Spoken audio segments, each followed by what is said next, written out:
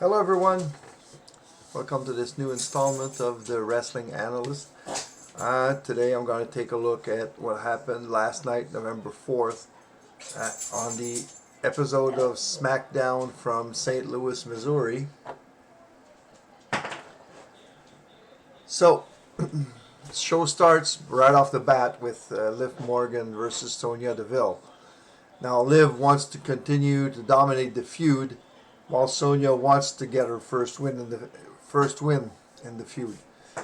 Now, obviously, Liv Morgan is still on kind of a push towards maybe regaining the SmackDown Women's Championship.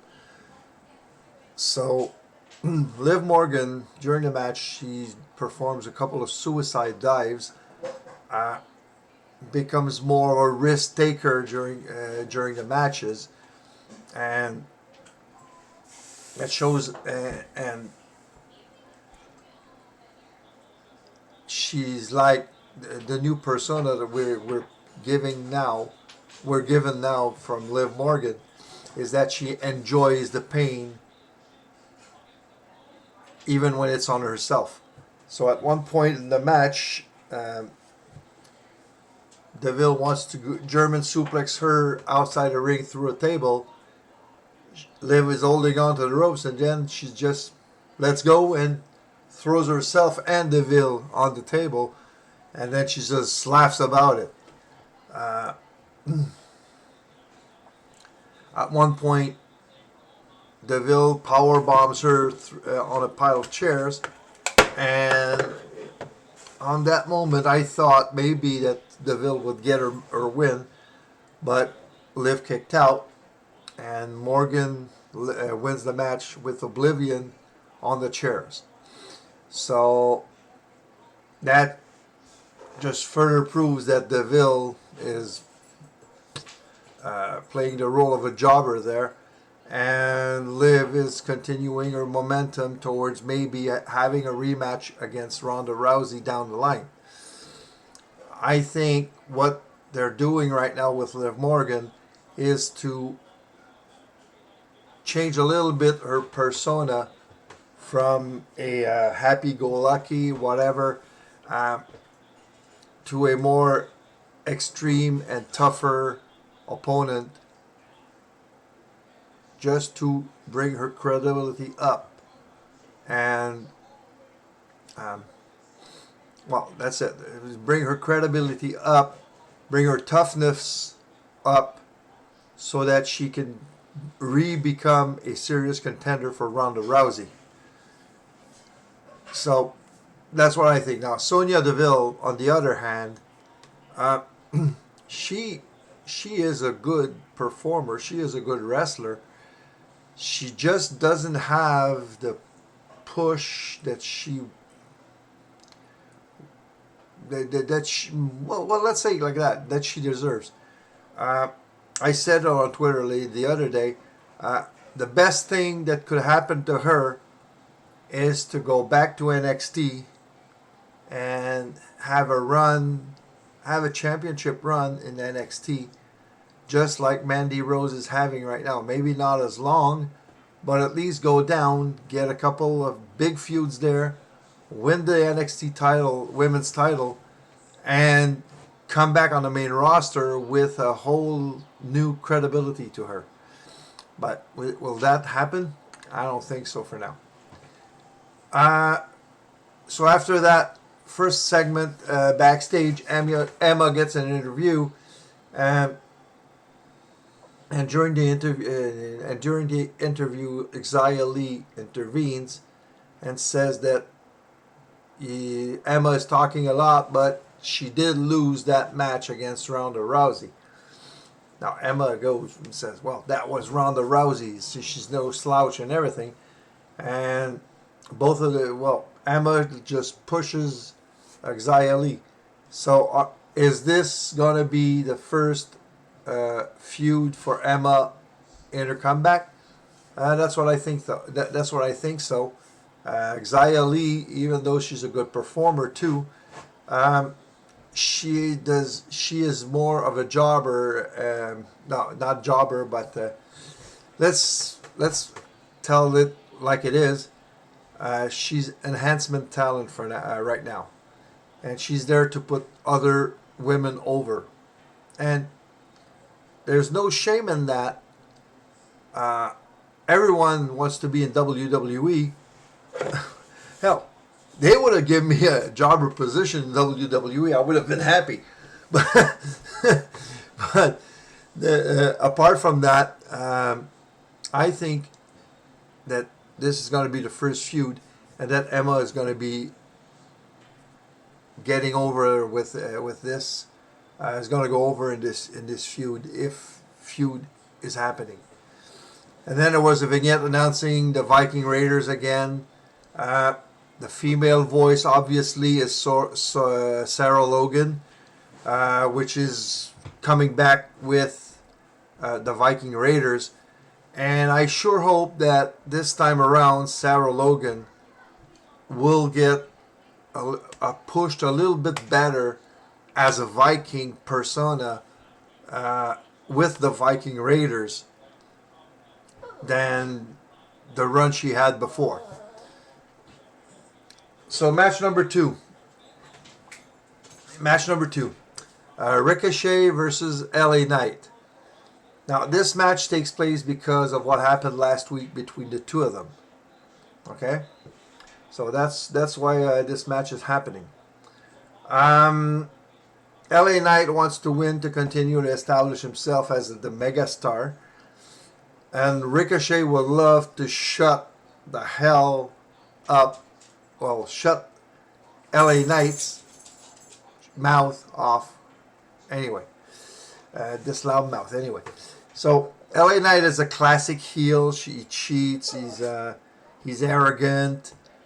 He makes fun of his opponent. That's just classic. Match was very good. And LA Knight wins by with a roll-up while holding the rope and the tights. So, classic heel again, cheating to win. And this feud is probably not over. I see a couple of matches down the line with those two. I don't think it's going to go to a premium live event. But at least Ricochet has a real feud right now that he didn't have for ages. He didn't have a feud for ages. He's just there to perform his tricks and everything.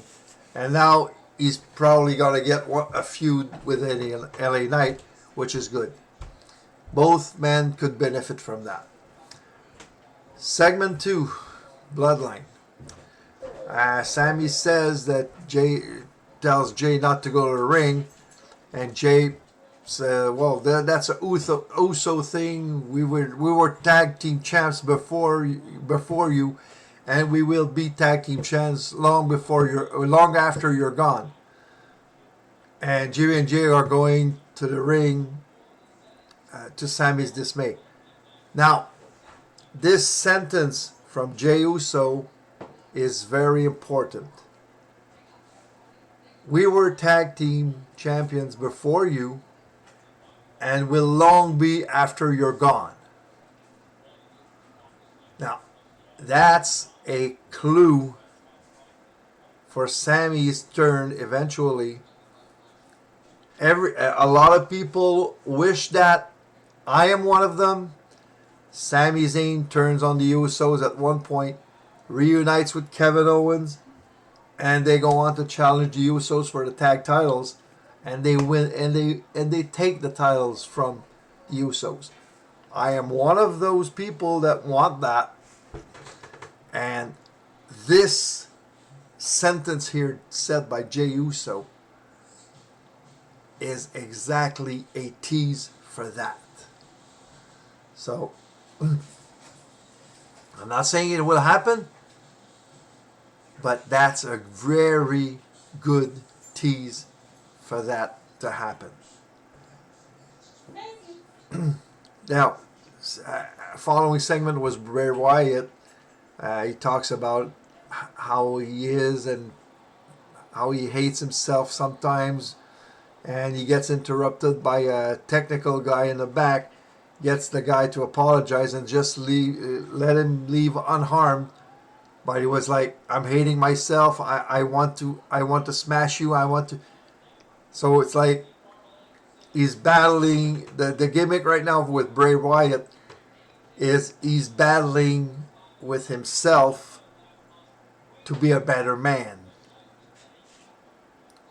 So I think that tonight, well, today at Crown Jewel, Bray Wyatt is supposed to be there, and we will see. I think we'll get to see Bray Wyatt go wild on somebody. Who is going to be, I don't know, but he is going to be going ballistic on someone today at Crown Jewel. Or if not, it's just going to go keep continuing that to show the fight within himself. The Usos come to the ring. They say that they will beat the Brawling Brutes at Crown Jewel and that they're going to beat New Day's record. Now, New Day comes out and they say that whoever wins on Saturday, they are the next in line. So, and they want to protect their record because now I think the Usos are 8 days away or something like that. And it was confirmed that if the Usos win, next Friday night we have a match, New Day versus the Usos for the Tag Team Championship. And if the Usos win, they will break New Day's record. Now, during this interview, the Brawling Brutes attack from behind. New Day joins in the fray. Sammy and Solo come from the back, and they leave. And they leave with the Bloodline leaves with the upper hand. Now, what we see there is probably the setup for the men's War Games match. Bloodline with Jimmy, Jay, Solo, and Sammy versus the Brawling Brutes and the New Day. That's probably what we're seeing developing right there for Survivor Series. So that's what I see coming for War Games. Maybe those would be the teams.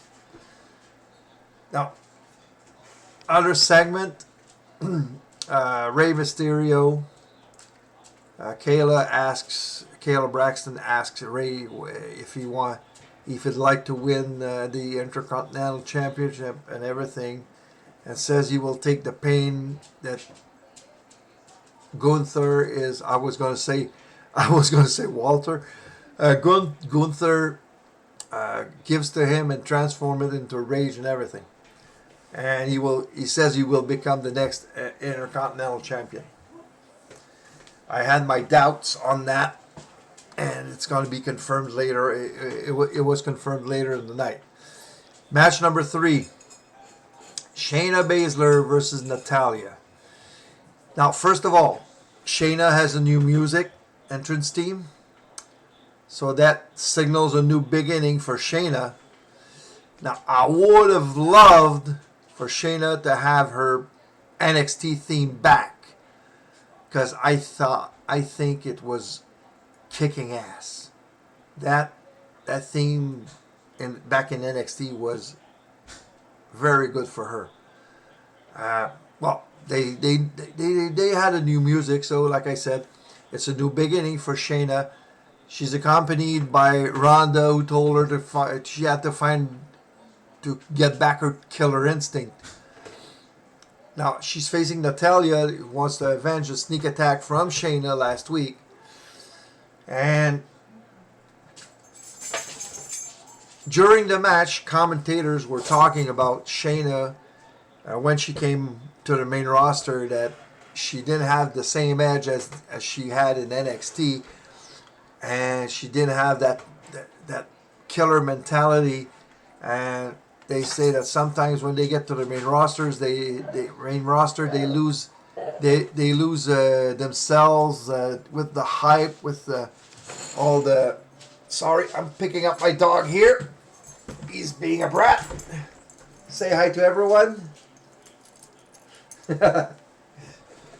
So, uh, so back to Shayna. Shayna wins with the Kirifuda clutch, and after the match, Ronda talks to her, and she just smashes Natalia's face with a knee. And I think that,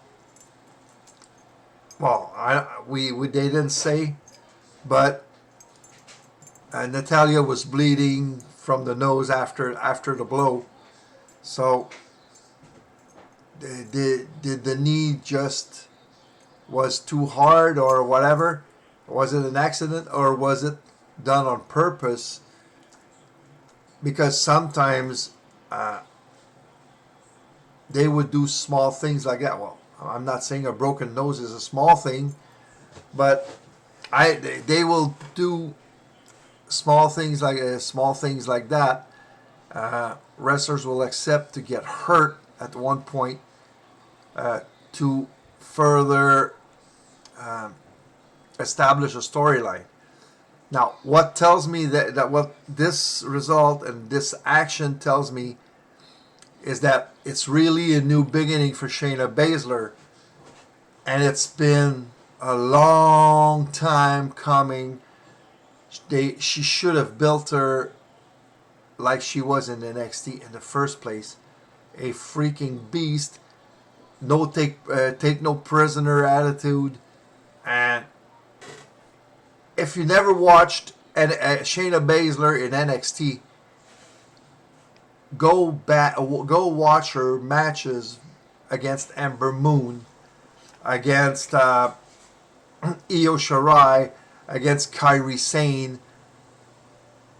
You're gonna see a whole different Shayna Baszler than you have seen her in the main roster.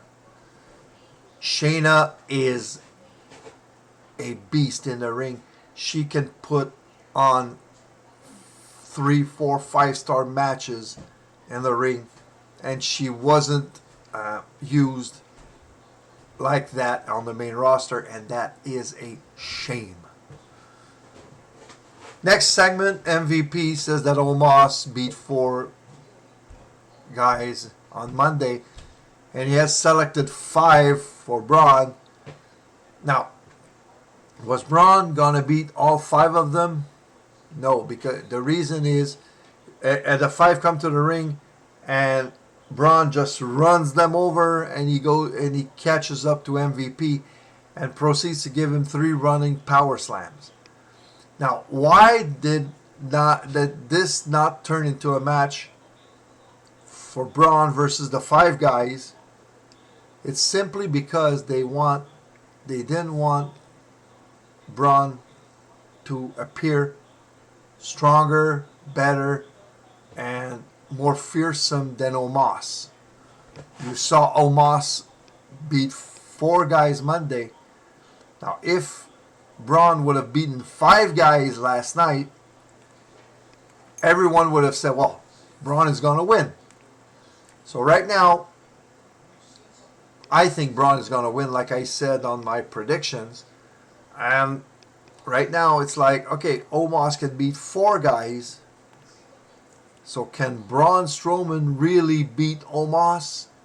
That's the question behind that segment there. That whole storyline between Omos and Braun. So is that Omos is the biggest threat to Braun Strowman. Braun Strowman's status of a giant, of a monster in WWE, and they want Omos to come in as the favorite in the match, even though we all know that I think Braun is going to win the match at Crown Jewel. Segment 7, Gunther, and he says that Rey Mysterio has no honor. He says he will keep the title and he says that, well, he says that Rey has no honor, and that's why Dominic left him. And we get to the main event. Rey Mysterio versus Gunther for the Intercontinental Championship. Now, Rey at the start of the match is getting manhandled, and that was to be expected. Rey's a small guy. Gunther was towering over him, and Mysterio has a history of taking down big men, stronger men, being a giant killer in essence. After a while, Mysterio is able to hold his own, and I'll give this to Gunther. Mysterio might not be as fast as he was 15, 20 years ago, but he's still a fast wrestler, and sometimes it can be hard to keep pace with him. And Gunther was very good to follow Rey's pace in the match. Rey is able to hit the 619, and he gets close. He gets some close pins in the match, so people were really starting to believe that Rey could do it. And Rey even kicks out of Gunther's power bomb, but Gunther wins a match after a big boot. Rey was going for another 619. Gunther hits him with a big boot, and then he just pulls him up and give him a clothesline. So, and that's how Gunther won the match. But what a match! What a perfect psychology and storytelling for this match. It was a treat. And to have Rey Mysterio and Gunther face each other like that, everyone, including me, was sure that Gunther was going to keep the title. And Gunther is on a very good run right now as an Intercontinental Champion. But at one point, a lot of people started hoping that Rey would do it. But like I said, very good match. Gunther just further establishes himself as a great Intercontinental Champion. Rey put on a hell of a fight, but Rey is not there to win titles anymore. Really, he's there to enjoy himself, and like a little bit like Edge, put over younger talent, and to help them establish themselves in the company, and establish more credibility to them. So that's it for SmackDown. We are about half an hour away from Crown Jewel, so I'm gonna go get ready to watch Crown Jewel, and I'll come back maybe tomorrow, maybe Monday, for my analysis of the results and storylines from Crown Jewel. I will also, with this Crown Jewel Premium Live event video, results video, try a new format for my videos with maybe more images, more a little bit more content visually on my videos. So hope to see you there, and enjoy Crown Jewel today. And if you want to see, take a look at my predictions, they're on my channel. In fact, I added it Thursday. So enjoy the show, and hope to see you for my results for my results video. Have a nice day, everyone, and until next time, leave a like, subscribe, turn on notifications, and I'll see you next time.